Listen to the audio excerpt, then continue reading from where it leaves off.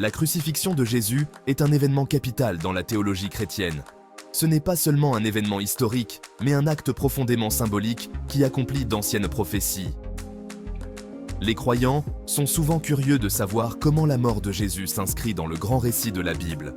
Ils se demandent pourquoi cet événement, parmi tant d'autres, revêt une signification aussi profonde. Cette curiosité n'est pas infondée. La Bible est une tapisserie complexe d'histoires, de prophéties et d'enseignements qui s'étendent sur des milliers d'années. Comprendre la place de la crucifixion dans cette tapisserie est crucial pour saisir l'essence de la foi chrétienne. La mort de Jésus n'est pas seulement une question de sacrifice. Il s'agit aussi de l'accomplissement des promesses de Dieu. Un aspect clé qui intrigue beaucoup est le lien entre les prophéties de l'Ancien Testament et leur accomplissement dans le Nouveau Testament. Ce lien est particulièrement évident dans l'histoire de la crucifixion de Jésus. Comprendre ce lien aide les croyants à voir la Bible comme un récit unifié et cohérent. Explorer cette connexion nécessite de se plonger dans des versets bibliques spécifiques et d'interpréter leur signification symbolique. Cet essai vise à démêler ces liens et à faire la lumière sur les significations profondes de la crucifixion de Jésus. Pour comprendre la crucifixion, nous commençons par le récit biblique. Selon Jean, chapitre 19, verset 17, Jésus porta sa propre croix jusqu'au lieu appelé Golgotha, ce qui signifie le lieu du crâne. Ce voyage signifie le poids du péché que Jésus a pris sur lui. Il marque le début de son sacrifice ultime. Au Golgotha, Jésus fut crucifié entre deux voleurs. Sa mère, Marie, se tenait près de la croix, accompagnée de sa sœur, Marie, femme de Clopas, et de Marie-Madeleine. Jean, chapitre 19, versets 25 à 27, capture cette scène poignante. Jésus, voyant sa mère et le disciple qu'il aimait, confia sa mère aux soins du disciple, en disant « Femme, voici ton fils » et au disciple « Voici ta mère ». Cet acte souligne le souci de Jésus pour ses proches, même dans ses derniers instants. La présence de Marie à la crucifixion est hautement symbolique. Elle souligne son rôle dans la vie et le ministère de Jésus. La présence de Marie rejoint également la prophétie de la Genèse, où la semence de la femme écraserait la tête du serpent. Ce lien devient plus clair à mesure que nous approfondissons les significations symboliques. La scène de la crucifixion est riche en symbolisme et accomplit plusieurs prophéties de l'Ancien Testament. En examinant ces symboles, nous pouvons acquérir une compréhension plus profonde de la signification de la mort de Jésus. La crucifixion de Jésus est chargée de significations symboliques qui résonnent profondément chez les croyants chrétiens.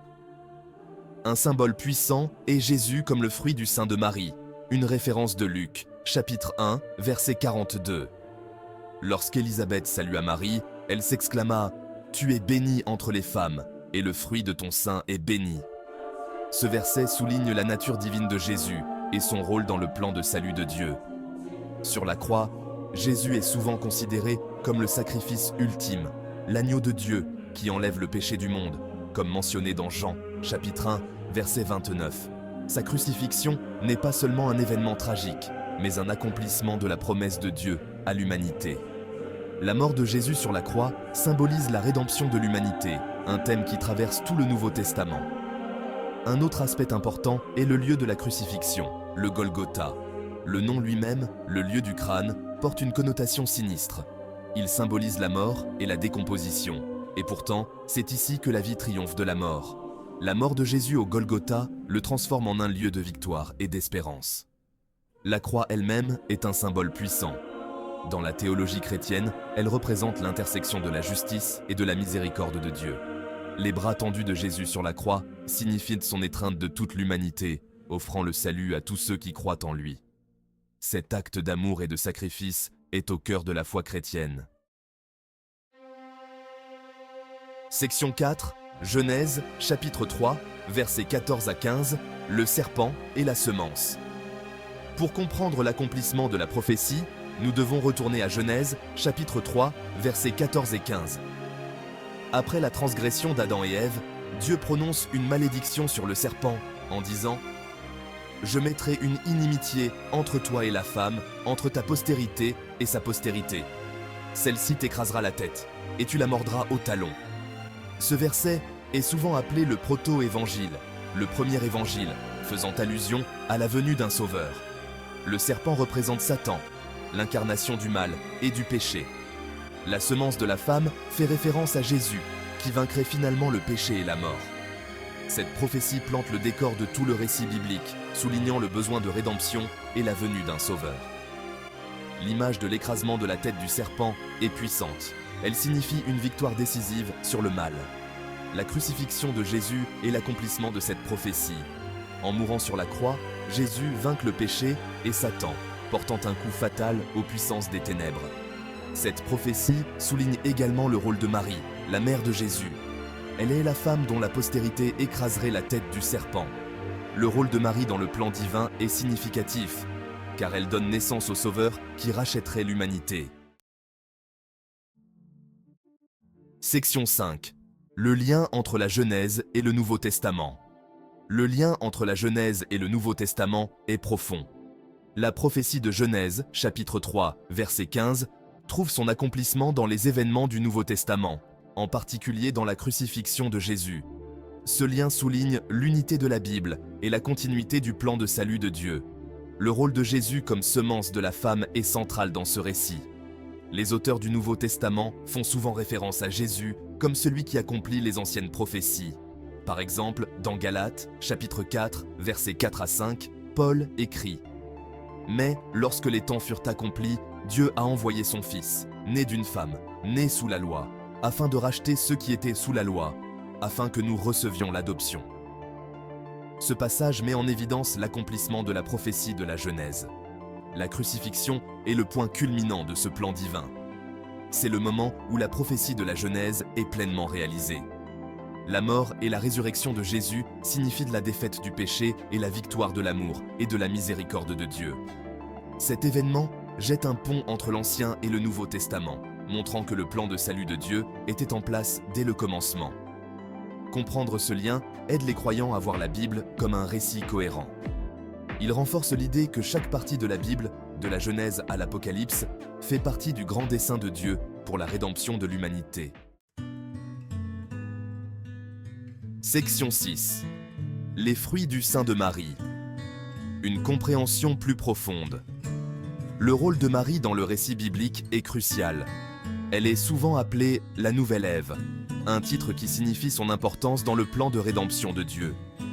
Tout comme Ève a joué un rôle central dans la chute de l'humanité, Marie joue un rôle central dans sa rédemption, en donnant naissance à Jésus, le Sauveur. L'expression « fruit de ton sein » de Luc, chapitre 1, verset 42, a une signification profonde. Elle souligne la nature divine de Jésus et sa mission de racheter l'humanité. Marie, en tant que mère de Jésus, est un élément essentiel de cette mission. Son obéissance et sa foi sont essentielles à la réalisation du plan de Dieu. La présence de Marie à la crucifixion, comme mentionné dans Jean, chapitre 19, versets 25 à 27, souligne encore son rôle dans le récit du salut. Elle est témoin de l'accomplissement de la prophétie de Genèse, chapitre 3, verset 15, voyant son fils écraser la tête du serpent par sa mort sacrificielle. Ce moment est un rappel poignant de la foi de Marie et de l'accomplissement de la promesse de Dieu. Le symbolisme de Jésus comme fruit du sein de Marie met également en évidence l'idée de vie nouvelle et d'espérance. Tout comme un fruit signifie la nourriture et la vie, la mort et la résurrection de Jésus apportent une vie nouvelle à l'humanité. Cette imagerie puissante renforce l'idée de rédemption et l'espérance de la vie éternelle par Jésus-Christ. Section 7. Victoire sur le péché, la tête du serpent écrasée. La crucifixion de Jésus n'est pas seulement un événement tragique, c'est un moment de victoire. Elle accomplit l'ancienne prophétie de Genèse, chapitre 3, verset 15, où la semence de la femme écraserait la tête du serpent. Cette victoire est au cœur de la théologie chrétienne, symbolisant la défaite du péché et le triomphe de l'amour de Dieu. La mort de Jésus sur la croix est le coup décisif porté à Satan, le serpent. En portant les péchés de l'humanité et en ressuscitant des morts, Jésus vainc le péché et la mort. Cette victoire est symbolisée par l'écrasement de la tête du serpent, une image puissante du triomphe sur le mal. La résurrection de Jésus est la preuve ultime de cette victoire. Elle démontre que la mort et le péché ont été vaincus et que la vie éternelle est offerte à tous ceux qui croient. Cet événement est la pierre angulaire de la foi chrétienne, offrant l'espérance et le salut aux croyants. En conclusion, la crucifixion de Jésus est un accomplissement de l'ancienne prophétie de la Genèse. Elle signifie la victoire sur le péché et l'accomplissement du plan de salut de Dieu. Par sa mort et sa résurrection, Jésus écrase la tête du serpent, offrant la rédemption et l'espérance à l'humanité. Cet événement profond relie l'Ancien et le Nouveau Testament, révélant l'unité et la cohérence du plan divin de Dieu.